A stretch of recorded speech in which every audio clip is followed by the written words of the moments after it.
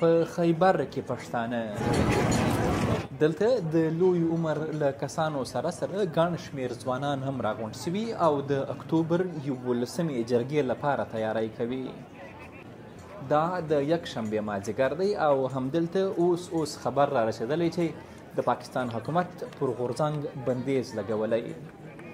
له ځایي ولس سره له لرو پرتو سیمو هم پښتانه ځانونه د جرګې ډګر ته رارسوي. د پاکستان د کورنیو چارو وزارت له لوري امنیتي ارګانونو ته په یوه لیکل سوي مکتوب کې ویل سوي چې غورځنګ د پاکستان پر ضد بیانیه کې ښکیل دی او د یاد هیواد د امنیت لپاره خطر دی، نو ځکه ورباندې بندیز اعلانوي. د پښتون ژغورنې غورځنګ مشران وایي د غورځنګ پر ضد د پاکستاني ریاست دغه ګام لومړنی نه دی.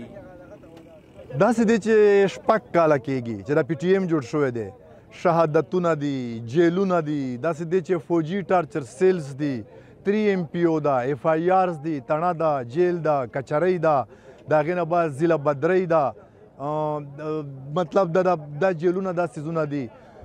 دا د دې نه زیات به دوی څه وکړي؟ شهادتونه یې زموږ ملګري شهیدان شوي دي، جیلونه دا سیزونه به نه یادوم، خو شهادتونه موږ لیدلي دي. نو د دې نه زیات به څه وکړي؟ داسې ټولې خبرې دي، دا د مسلې حل نه دی، داسې لکه د ماشومانو په شان کار یې کړی دی. دا انتظامي اقدامات دا داسې دی چې لکه څنګه ما درته وویل چې د سیره سره کړي دي، د دې نه زیات خو به نه راسره کوي. نو دا هسې لکه یو سایله حاصل ده او دا زما په خیال د کار شی نه دی، دا به څه فایده دوی ته ورنه کړي. د غورځنګ مشران وایي د دې جرګې لپاره یې وړاندې لا تیاری بشپړه کړې وي، خو وایي ځایي پولیسو یې هغه ټولې تیاری ورګډې وډې کړې. دلته اوس پولیس نه لیدل کېږي او د جرګې تیاری یو ځل بیا پیل سوې، بلکې د ځینو په وینا بشپړه سوي دي.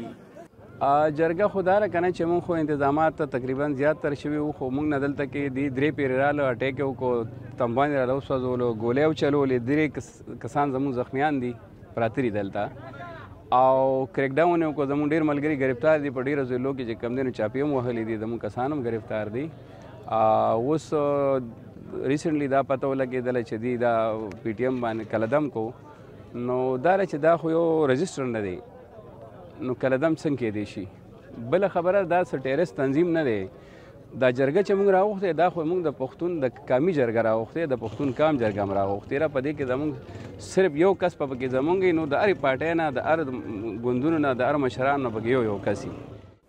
د پښتون ژغورنې غورځنګ مشران وایي د جرګې ته به په زرګونو پښتانه راځي چې پکې له سیاستوالو سره قبایلي مشران او د ژوند د بیل برخو سره تعلق لرونکي پښتانه او پښتنې ګډون کوي.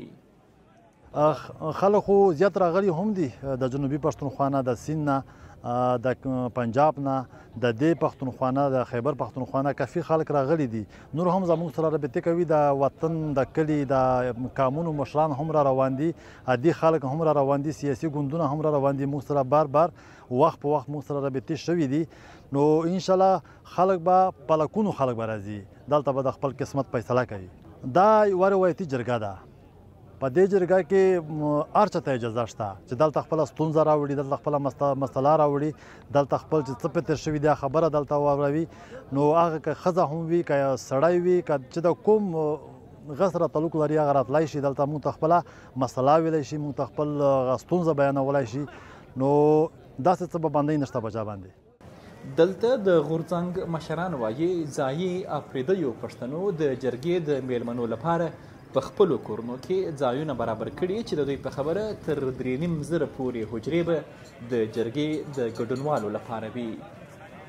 یو خو دلته د افریدي چې کوم دي، دلته د ځمکه د کوکي خیلو ده، د افریدي قام یو شاخ دی، او بیا نور افریدي دلته موږ ته 3,500 حجرې دي، بیټکونه دي، د میلمه پال ځایونه دي، هغه دوی موږ ته راکړي دي چې هر کله ستاسو میلمانه راځي هغه موږ سره لیست پروت دی. د دې هیڅ مسله نشته او داسې دی چې انشاءالله ښه په عزت او د پښتو په طریقه به زموږ ټول میلمانه دلته سمبالیږي. د خوراک څښاک، د دوی د پراته، د دوی د آرام، د دوی د خوب، د ټول انتظام دلته موږ کړی دی. انشاءالله داسې دی چې انتظامات زموږ تقریبا کمپلیټ دي. پښتون ژغورنې غورځنګ چې په 2018 کال کې جوړ شوی و، همدا به یې لومړنۍ لویه جرګه وي.